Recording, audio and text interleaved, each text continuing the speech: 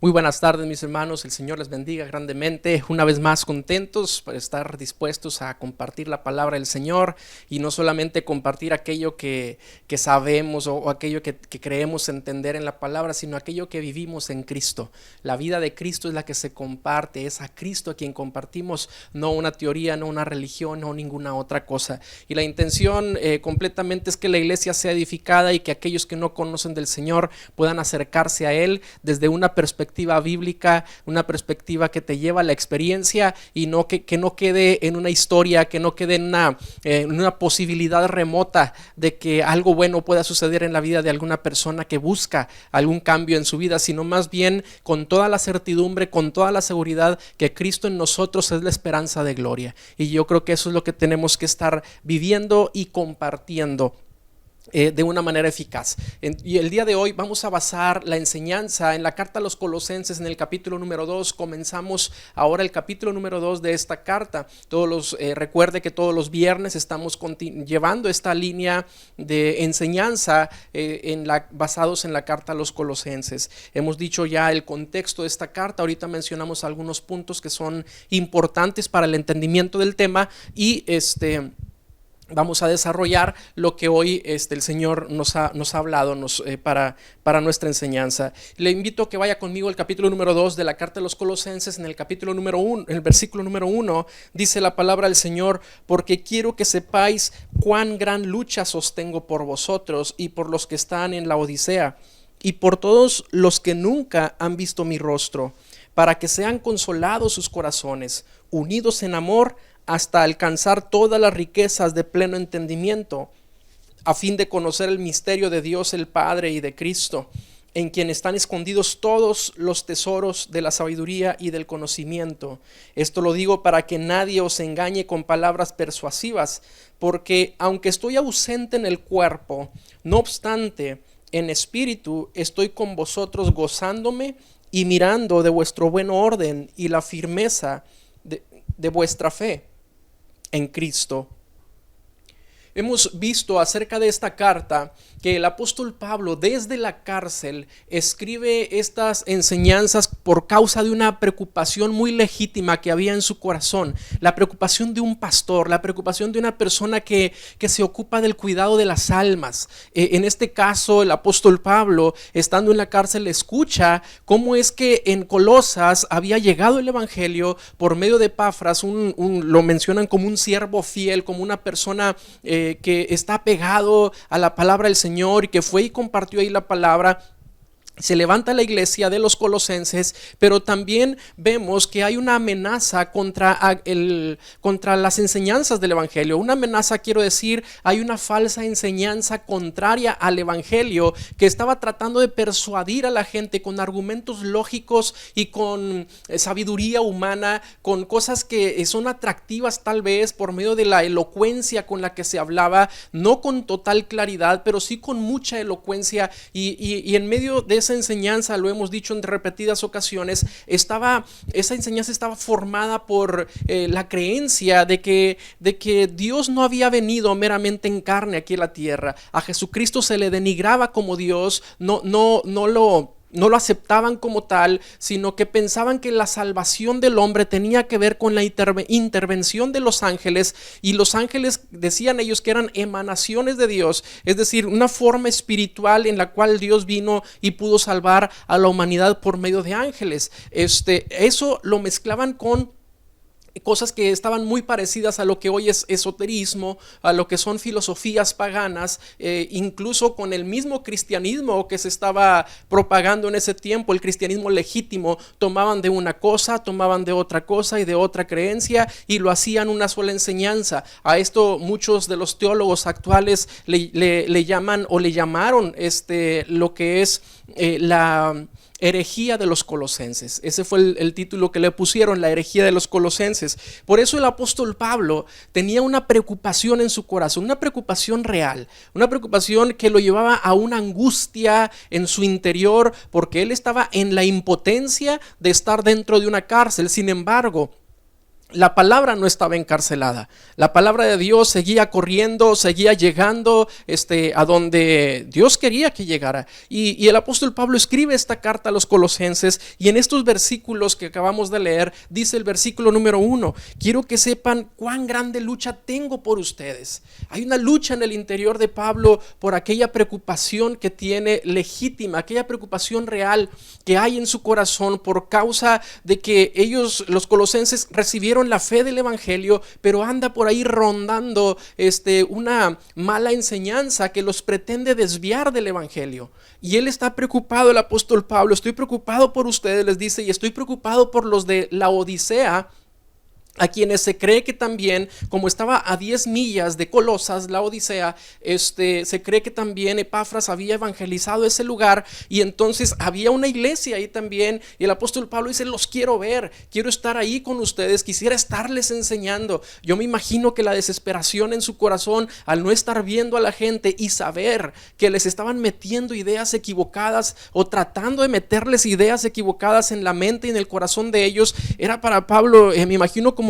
la preocupación de un papá que sabe que están pretendiendo dañar a un hijo, y él está lejos del hijo y no puede hacer nada para defenderlo. Así está en ese momento el apóstol Pablo, está dentro de esa cárcel, pero preocupado por esas personas, pero enviando la palabra para que la palabra del Señor los mantenga firmes y libres de toda posible amenaza doctrinal o de todo engaño que pudiera haber en ese tiempo. Entonces la preocupación de él es en base al amor de Dios que está en él. El amor de Cristo que se manifestó en su vida. Él amaba a los colosenses, él amaba a los laodicenses, él tenía ese corazón de papá y de pastor para poder tener esa condición de preocupación legítima por ellos. Y dice: y por todos los que nunca han visto mi rostro. Es interesante ver que el apóstol Pablo nunca había ido a Colosas. Nunca había ido a ese lugar, pero tenía aún así esa preocupación. ¿Por qué? Porque era un apóstol enviado a los gentiles. Él decía que su vida se debe a los gentiles, es decir, su ministerio, su propósito, el propósito de su vida era predicar la palabra con todos aquellos que no eran judíos. A eso fue llamado. Él quería predicar en ese lugar, quería ver a la gente de los colosenses, de Colosas, y quería consolarles, quería fortalecerlos, quería dirigirlos. Cuando dice la palabra aquí, por todos los que no han visto mi rostro, versículo 2, para que sean consolados sus corazones, unidos en amor, donde dice la palabra consolados, utiliza la misma palabra griega, que es la palabra parakletos, que es con la que se describe al Espíritu Santo que está en nosotros, el paracleto que dejó el Señor para nuestra dirección, para nuestra guianza. El apóstol Pablo está diciendo: yo quiero estar ahí al lado de ustedes para guiarlos, para dirigirlos.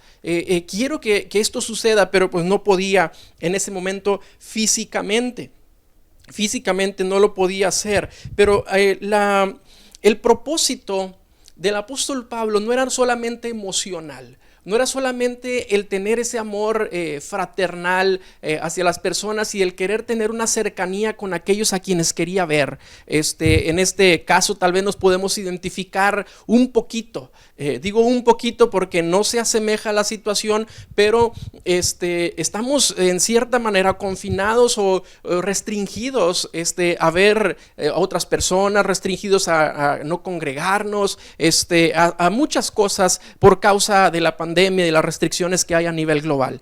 Pero creo yo que en más de, no sé, en mucha gente está el deseo de volver a abrazar a alguien, de volver a ver a alguien, de volver a convivir.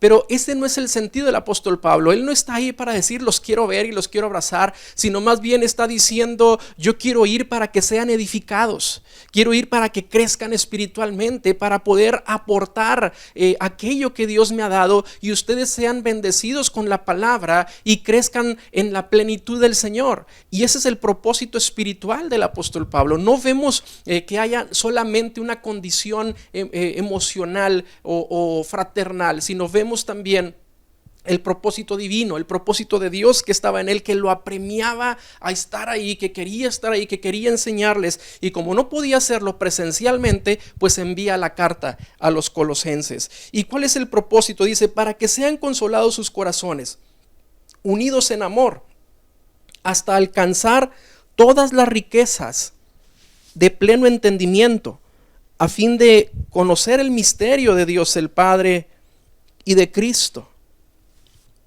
Y vea lo que Él pretende en medio de esta situación, de esta condición. Primero, que sus corazones sean consolados. Quería ayudarles, quería motivarlos en el Señor. Él quería estar ahí para eso. Bueno, no podía hacerlo presencialmente, lo hace por medio de la palabra que envía. Pero también dice, para que unidos en amor puedan alcanzar todas las riquezas de pleno entendimiento, a fin de conocer el misterio de Dios el Padre y de Cristo. Nuevamente hablando de un misterio, nuevamente hablando de algo que definitivamente llamaría la atención de mucha gente, un misterio, el misterio de Dios el Padre y de Jesucristo. Que el apóstol Pablo decía, la intención es que ustedes alcancen el pleno entendimiento y puedan conocer cuál es este misterio. La ocasión anterior hablábamos de un misterio. ¿Cuál es ese misterio? Cristo en nosotros, la esperanza de gloria. Este era el misterio del que hablaba el apóstol Pablo. Y dice, pero ahora quiero que lo conozcan a plenitud, que lo conozcan a profundidad. ¿Qué significa Cristo en nosotros? ¿Qué significa vivir la vida en Él? ¿Cuál fue la vida de Cristo y qué nos dejó a nosotros para que nosotros vivamos en Él? Porque, y esto es la parte medular de todo esto, porque el cristianismo, o bien la vida en Cristo, porque por cristianismo se puede entender religión, y no es eso lo que quiero que se entienda, sino quiero que se entienda la vida práctica, la vida real en Cristo. La vida en Cristo está llena de sabiduría, está llena de riquezas en la profundidad de las Escrituras, y no son riquezas solamente de un conocimiento intelectual, sino está lleno de riquezas en una revelación divina que nosotros podemos experimentar cuando estamos en comunión con Él, cuando vivimos la experiencia de conocerlo.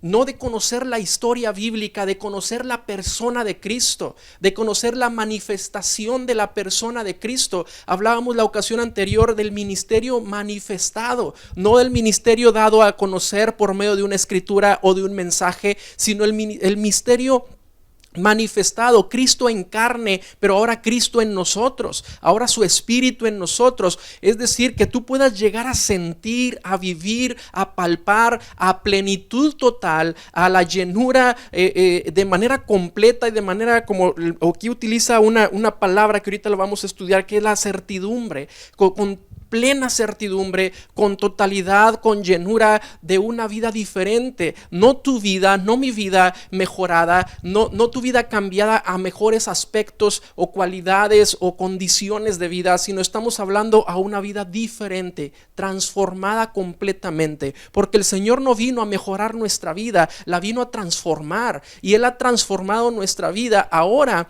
en el carácter de Él. Él quiere que seamos como Él. El misterio es Cristo mismo. El misterio no es una cosa, es una persona. Es una persona, y lo estaremos viendo aquí en este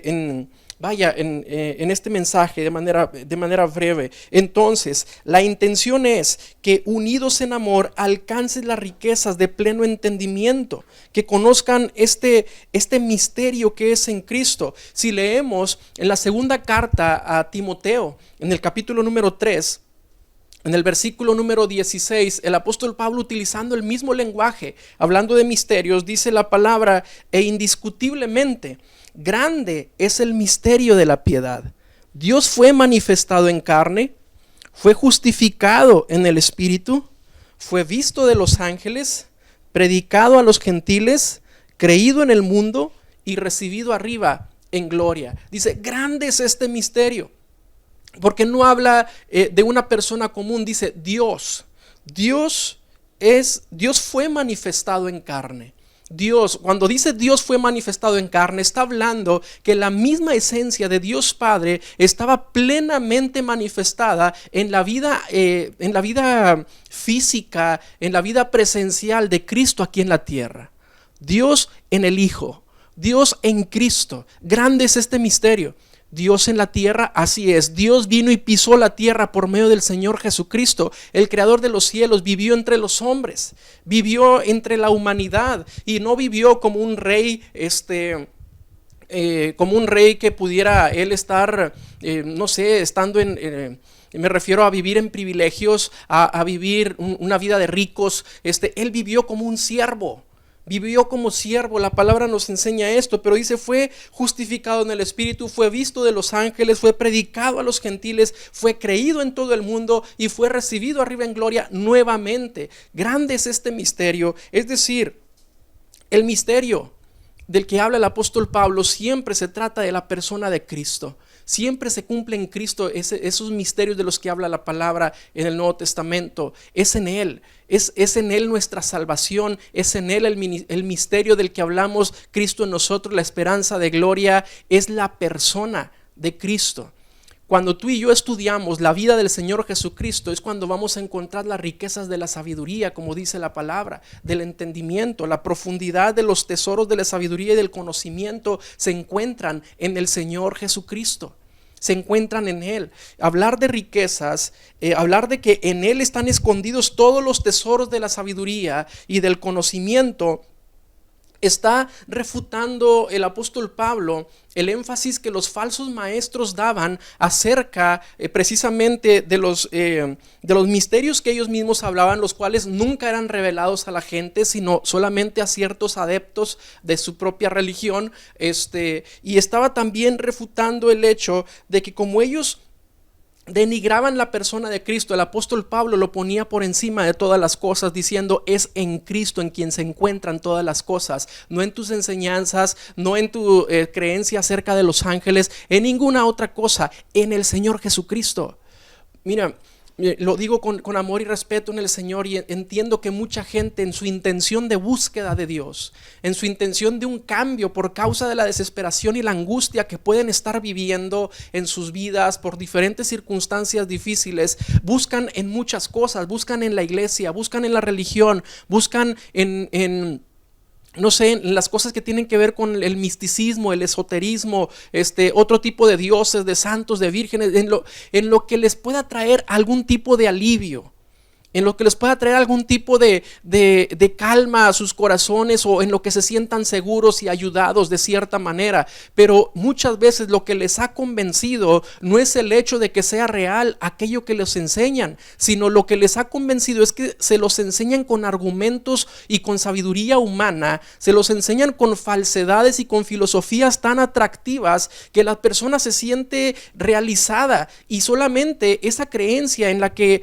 ellos se acobijan solamente le llega al alma y a las emociones. No llega al espíritu, no llega a la naturaleza del hombre a cambiar y transformar sus vidas, no llega a tener una verdadera transformación en ellos. ¿Por qué? Porque no es Cristo el que está en ellos, porque están hablando de creencias y de religiones hechas por el hombre para los hombres, y muchas veces con intenciones malas para solamente ir adquiriendo adeptos. Cada vez más surgen filosofías atractivas, y hablo esto en cualquier religión, porque en el cristianismo mismo vemos que desde los púlpitos muchas veces se utilizan para ser atractivos por medio de filosofías, por medio de enseñanzas que solamente exaltan las capacidades del hombre, que solamente exaltan o hacen el énfasis en las situaciones económicas, en la prosperidad, en la realización personal, en la felicidad, y no en Cristo. Es en Cristo en quien se encuentran las riquezas de la sabiduría y del conocimiento, en ninguna otra cosa. Si tú te estás acobijando en alguna otra cosa que no es el Señor Jesucristo, ese cobijo que tienes, esa cobertura es falsa y en algún momento se va a derrumbar. Cuando seas probado, cuando pases por el fuego, cuando nuestra vida está pasando por la angustia, cuando venga alguna situación difícil y te encomiendes a todo aquello en lo que has creído que no es el Señor, verás cuán falso es. Verás cuán falso es esto. Solamente en el Señor Jesucristo encontrarás la verdadera paz, encontrarás el verdadero amor, y es en Él, viviendo en Él, que hay una verdadera transformación en nuestras vidas. No estoy diciendo que tus problemas se van a acabar. Estoy diciendo que en medio de cualquier problema, la paz de Dios, que sobrepasa todo entendimiento, puede gobernar nuestros corazones y nuestros pensamientos. Y tú puedes estar en plena tranquilidad en medio de una tormenta, porque Cristo está contigo, porque el Señor está contigo. Pero eso es si lo estamos buscando a Él. Eso es si lo estamos buscando a Él, no si estamos buscando solamente el alivio personal, sino si buscamos a la persona de Cristo. Por eso dice la palabra, en Él están escondidos todos los tesoros de la sabiduría y del conocimiento en el Señor Jesucristo. Esto estaba rechazando a esos falsos maestros. Que nadie nos engañe. Capítulo 2, versículo número 4, donde estamos en la carta a los Colosenses. Permítame leer nuevamente este versículo. Dice la palabra, y esto lo digo, para que nadie os engañe con palabras persuasivas. Lo voy a repetir, y esto lo digo para que nadie os engañe con palabras persuasivas. En otras palabras, el apóstol Pablo les está diciendo, les estoy advirtiendo. Digo esto con toda la intención de que aquello que les están enseñando con palabras persuasivas no hagan caso, para que no hagan caso a otros argumentos que están enseñando cosas que el eje central no es el Señor Jesucristo. Cuando alguien trae un tema, aunque sea bíblico, pero no es Cristo el centro de ello, podemos estar cayendo en un engaño, en un error. Podemos estar cayendo en un desvarío, en una herejía incluso. Personas que toman versículos, los sacan del contexto para aplicarlos finalmente al hombre, para que el hombre se sienta mejor en lugar de acercarlo más a Dios. Solamente lo hacen sentirse bien en su propia condición. La palabra del Señor nos enseña que hubo una reprensión dura hacia los profetas de Dios en el Antiguo Testamento, a aquellos que decían paz al que hacía iniquidad. Aquellos que decían te irá bien a todos los que eran pecadores. Venían los falsos profetas y les decían no hay problema, tu vida es buena, vas bien, adelante, sigue así. Eso solamente les hace sentir seguridad en una vida lejos de Dios. Es una seguridad falsa. Qué bonito es que alguien nos diga con una palmada en la espalda, muy bien hecho, vas bien. Pero cuando tú sabes que estás haciendo mal y aún así te dan esa palmadita en la espalda, lo único que hace es alimentar tu orgullo, la soberbia, y hace que tú estés sobre un suelo falso, pensando que vas bien. ¿Por qué? Porque recibiste aprobación de otros. Pero dice la palabra, les digo esto, para que nadie los engañe con palabras persuasivas. Para que no venga ninguna otra doctrina, ninguna otra enseñanza que seduzca tus emociones, que seduzca tu corazón e inclines tu corazón hacia ello. No te desvíes del Señor Jesucristo. Es cierto que es un camino que implica compromiso, que se vuelve difícil en algún momento, pero es el camino, es la verdad y es la vida. Es la única palabra de vida que hay para la humanidad. Está en el Señor Jesucristo. Si tú te sales de esto, si tú quitas el eje central que es el Señor Jesucristo de la enseñanza bíblica, lo estás quitando todo. Lo estás quitando todo, porque el fundamento es Cristo, porque la roca firme que sostiene la edificación, la palabra nos dice que como perito arquitecto debemos de poner el fundamento, el cual es Jesucristo mismo, la piedra angular. Sobre Él se sostiene todo lo demás. Lo quitas tú a Él, no hay nada que sostenga tu vida. No hay nada que sostenga tu vida. Yo debo fundamentar mi vida en el Señor Jesucristo, en la roca firme, en quien están escondidos todos los misterios de la sabiduría y las riquezas del conocimiento. El Señor Jesucristo es aquel que nos salvó, es aquel que nos amó, el que vino a morir por nosotros. ¿Por qué basaría mi vida en otra persona?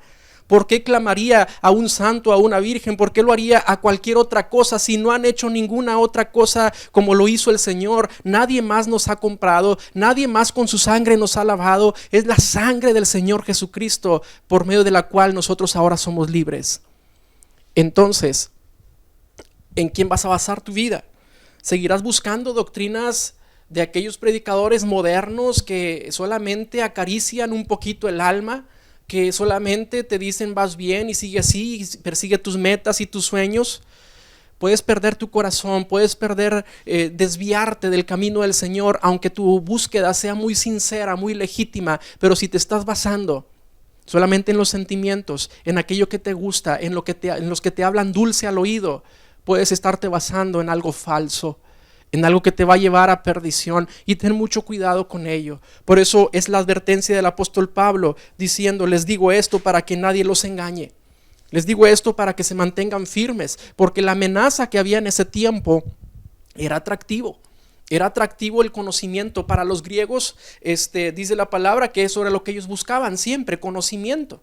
Incluso nos dice en el libro de los Hechos que muchos de ellos nada más estaban atentos a ver qué novedades había al respecto de alguna nueva religión o enseñanza, e iban a escuchar cualquier otra cosa, cualquier otra enseñanza. ¿Por qué? Porque lo hablaban con elocuencia, lo hablaban con persuasión. Pero no es ni la persuasión ni la elocuencia lo que nos salva a ti y a mí. Es la fe en el Señor Jesucristo. Es en el Señor Jesucristo, y no hay ninguna otra cosa que nos pueda salvar. Continuamos con la misma lectura. Estamos en Colosenses, en el capítulo número 2, versículo número 4. Dice: y esto lo digo para que nadie os engañe con palabras persuasivas. Aunque estoy ausente en cuerpo, no obstante en espíritu estoy con vosotros, gozándome y mirando vuestro orden y la firmeza de vuestra fe en Cristo. Y quiero que vea esta seguridad del apóstol Pablo. Él podía percibir de los colosenses que había buen testimonio, que había buena reacción en sus vidas. Decía: me gozo en que ustedes tengan firmeza y tengan seguridad. Me gozo en eso. Pero qué preocupación, ¿verdad?, tan grande cuando tú sabes que no hay seguridad, que no hay firmeza. ¿Cómo está tu vida espiritual? ¿Seguridad y firmeza es lo que describe tu vida espiritual? ¿Estás fundamentado verdaderamente en el Señor Jesucristo, con un pleno entendimiento de su palabra, creciendo en obediencia a Él? Eso sería seguridad y firmeza. ¿Has fallado en todo lo que he mencionado? Entonces no hay seguridad, no hay firmeza. Si estamos basando nuestra vida, como decía hace un momento, en todo aquello que solamente alimenta el alma y no el espíritu, lo que alimenta las emociones y no lo que nos hace crecer espiritualmente, entonces no hay seguridad y firmeza. Así como fuiste deslumbrado con una enseñanza que pudiste haber dicho: wow, esa es la palabra de Dios porque me hablaron con la Biblia y me hizo sentir bonito, y a lo mejor Cristo nunca te lo mencionaron en medio de todo ese mensaje. En eso no hay seguridad, en eso no puede haber firmeza. ¿En qué te vas a dar cuenta? Cuando venga la prueba, cuando venga, como dice la palabra, los ríos, los vientos, las tormentas que golpean con ímpetu contra la edificación. Ahí se verá quién tiene un fundamento firme. Ahí es donde será notorio. La prueba lo sacará a la evidencia. El apóstol Pablo estaba seguro de los colosenses y decía: doy gracias a Dios por su fe. Doy gracias a Dios por la seguridad que tienen, por la firmeza que tienen. Qué bonito es eso, de verdad, tener esa seguridad y tener la garantía. Aquel que es pastor o aquel que es padre o aquel que está de alguna manera a cargo del cuidado de otra persona, que diga: yo sé que él es firme, yo sé que él es sabio, yo sé que no le va a pasar nada. ¿Por qué? Porque puedo ver en su vida la sabiduría, puedo ver la firmeza. Eso es un grado alto de confianza que puedes tener sobre la persona, diciendo: no le va a pasar nada porque cuida su vida, porque está firme en el Señor. Qué bonito poder decir algo así. Pero tristemente yo creo que todos los pastores actualmente no podemos decir lo mismo de todas las iglesias. No podemos decir lo mismo de todos los miembros de la iglesia. Eso es lo que quiero decir. No todos están seguros, no todos están firmes, no todos siguen la fe como debe de ser. Debemos de fundamentar nuestra vida en el Señor Jesucristo. Quisiera no tener esa preocupación, yo tampoco, y decir: yo estoy seguro, que ustedes están firmes, que todos están creciendo en el Señor, que todos están en la obediencia. Pero yo sé que no es así. Yo sé que no todos están en la firmeza, no todos están en la obediencia, que muchos necesitan todavía crecer en muchas áreas de sus vidas que aún no le han entregado al Señor, que están viviendo algunos tal vez de otras formas que a Dios no le agradan, y Dios lo sabe. Dios lo sabe. Y yo no me refiero a nadie en específico ni nada, sino que esto es algo común que puede suceder en cualquier lugar, en cualquier iglesia, en cualquier parte. Pero espero que no seas tú. Espero que no sea usted quien viva de esa manera, sino que usted viva firme en el Señor Jesucristo. Preciosa es la palabra del Señor. Precioso es el saber que Él siga hablando a nuestros corazones de esta manera. El último punto que vamos a ver, quiero que lea conmigo, por favor, el versículo número 6 del capítulo 2 de Colosenses. Dice la palabra: por lo tanto, de la manera que habéis recibido al Señor Jesucristo, andad en Él, arraigados y sobreedificados en Él, confirmados en la fe, así como habéis sido enseñados, abundando en acciones de gracias. Y aquí podemos ver una indicación final al respecto de las amenazas que hay de las palabras persuasivas o falsas enseñanzas que pudiera estar rondando la mente de mucha gente. Una acción y 4 condiciones. ¿Cuál es la acción que nos dice? Primero, andad en Él. Es un imperativo, es una orden. Andad en Él. La vida en Cristo es una vida dinámica. No solamente se trata de estar en Él, se trata de caminar en Él. No se trata solamente de tener una posición o una identidad con una iglesia local, con cierta religión, sino se trata de caminar en los principios, caminar en la fe, y en ese caminar, las experiencias que el Señor va permitiendo en nuestra vida, en ese mismo caminar, nos van a traer crecimiento. La vida del cristiano es una vida muy dinámica, es una vida llena de muchas experiencias preciosas en el Señor, porque todo lo que nos sucede en esa vida apunta hacia un propósito divino. Todo es para bien, todo es para un propósito eterno. Los que estamos en Cristo entendemos que si vamos caminando en el cristianismo, que si vamos caminando en la fe del Señor Jesucristo y nos suceden problemas, nos ayudará nuestro carácter. Pero cuando hay victorias, nos ayudarán a nuestra fe. Cuando hay situaciones que nos desesperan, nos ayudarán en ese momento a desarrollar paciencia, nos ayudarán a conocer más el Señor. Todo nos ayudará, sean cosas buenas, sean cosas malas, todo va a ser para bien siempre. Caminando en el Señor, por eso dice la palabra, andad en Él. No solamente estamos en Él, andamos en Él, vivimos en Él. Puede haber rechazos de otras personas porque andamos en Cristo, así es. Y aún eso nos hará parecernos todavía más al Señor Jesucristo, porque si a Él lo rechazaron, si rechazaron a sus profetas, rechazaron a sus discípulos, rechazaron a todo aquel que ha creído en el Señor Jesucristo, históricamente lo vemos en la Biblia, lo seguimos viendo en estos tiempos, que en muchos países hay persecución por causa del Evangelio, por causa de la fe, pero aún así esa misma vida sigue siendo una vida enriquecedora, porque esas persecuciones traen sobre nosotros, como dice la palabra, un eterno peso de gloria, algo que se está formando en nosotros para gloria del Señor todo el tiempo. Todo lo que hagamos, todo lo que vivamos en este camino, andando en Él, le glorificará al Señor. Es precioso andar en Él. No estamos solamente en una iglesia, caminamos en una vida. Caminamos en una vida que no es la nuestra, que es la vida del Señor Jesucristo en nosotros. Él nos guía, Él nos lleva de la mano y lo podemos experimentar con grande gozo en nuestras vidas y con grande gratitud en nuestras vidas. Nada hay más gozo, más motivo de gozo, más sentimiento de realización personal en nuestras vidas. Nada nos trae más llenura que vivir en el propósito para el cual fuimos creados. Si vivimos en Cristo, si estamos en Él y caminamos en Él, verás el gozo que el Señor puede traer a tu vida. Entonces, esa es la acción. Dije una acción y 4 condiciones. La primera acción es camina en Él. Pero las siguientes condiciones que dice la palabra, leyendo el mismo versículo, estamos en Colosenses capítulo 2, versículo 6. Por tanto, de la manera que habéis recibido al Señor Jesucristo, andad en Él. Esa es la acción. Versículo 7. Las condiciones son arraigados, número 1. Número 2, sobreedificados en Él. Número 3, confirmados en la fe. Y número 4, así como habéis sido enseñados, dice, abundando en acciones de gracias. Abundando en acciones de gracias. Número 1, arraigados. Es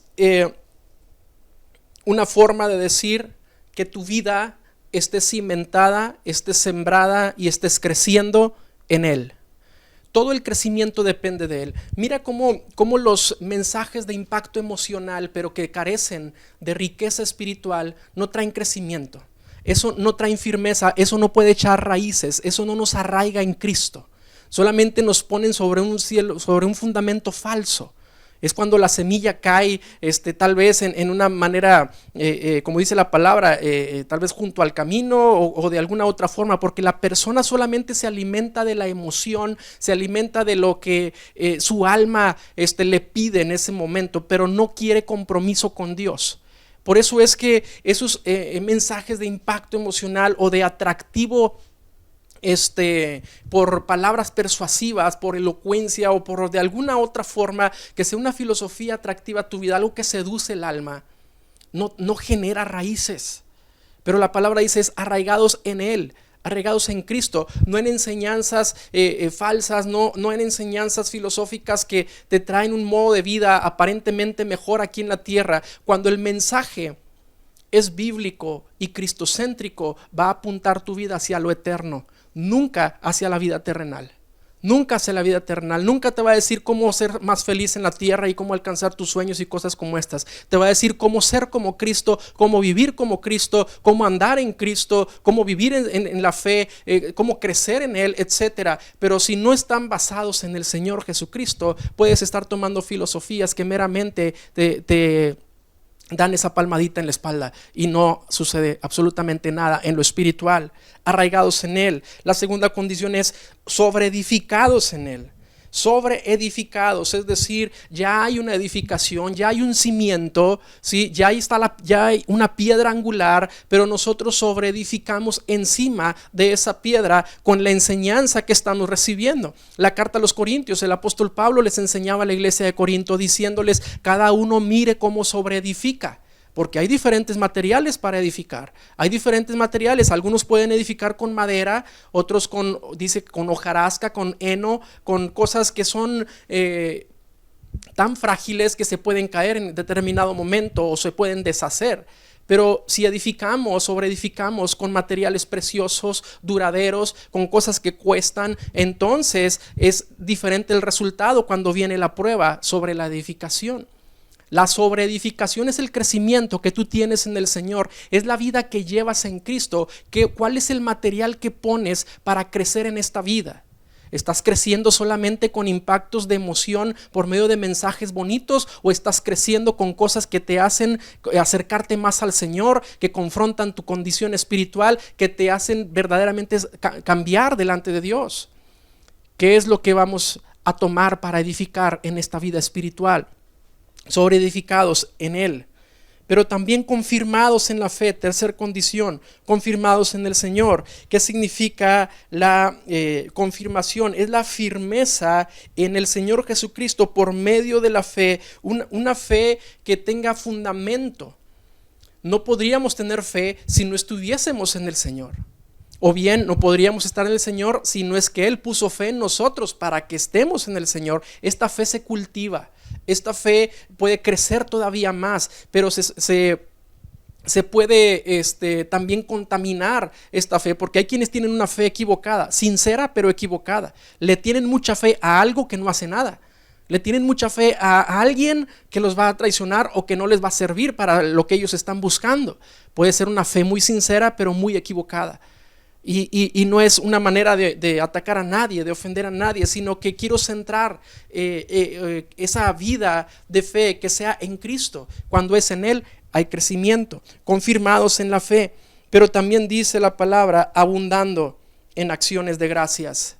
Y esta es la forma de vida que tiene todo cristiano o que debemos tener todo cristiano. La vida del cristiano es una vida llena de agradecimiento. Fuimos salvados.